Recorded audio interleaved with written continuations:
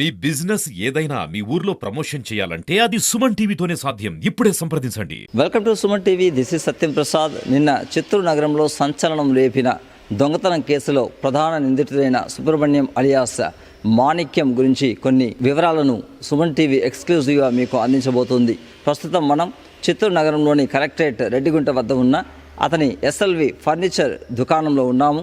గతంలో సుబ్రహ్మణ్యం అలియాస్ మాన్యాల అనే వ్యక్తి నంద్యాలలో కాపురం ఉంటూ సుమారు 2000 సంవత్సరంలో నంద్యాలకు సంబంధించిన ఒక రాజకీయ నాయకుడితో అతను పరిచయాలు పెంచుకున్నాడు. అతని ద్వారా కొన్ని ఆర్థిక లావాదేవీలు జరుపుకుంటూ 2005లో అతన్నే హత్య చేయడం జరిగింది.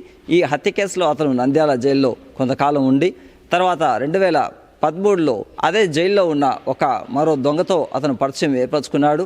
ఈ పరిచయం నేపథ్యంలో అతను అక్కడే రియల్ ఎస్టేట్ వ్యాపారం కావచ్చు లేదా ఇంకా ఫర్నిచర్ వ్యాపారం కావచ్చు మొదలుపెట్టి అక్కడ నుంచి 2013లోనే అతను చిత్తూరుకి మకా మార్చాడు.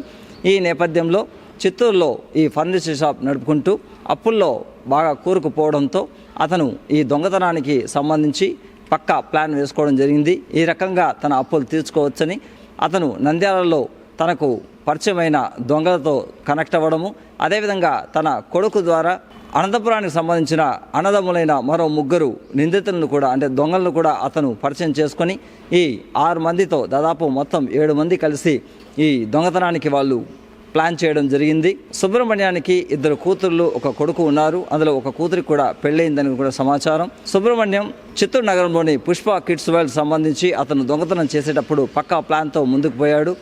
తెల్లారి 6:20 ప్రాంతంలో అతను షాపు తెరుస్తున్నారా అన్న పక్కా ప్లాన్తో లోపలికి వెళ్ళి షాప్ తెరిచిన వెంటనే యజమాని పైన రబ్బర్ బుల్లెట్తో అతను అటాక్ చేయడం జరిగింది.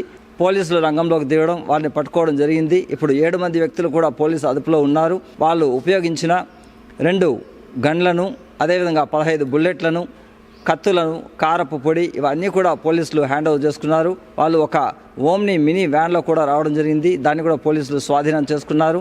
దీనిపైన 2 టౌన్ సిఐ నెట్టి కంటయ్య జిల్లా ఎస్పీతో కలిసి ప్రెస్ మీట్ త్వరలో నిర్వహించబోతున్నారు. దీనిలో పూర్తి వివరాలు మరిన్ని సుమన్ టీవీ ఎక్స్క్లూజివ్గా మీకు అందించబోతుంది.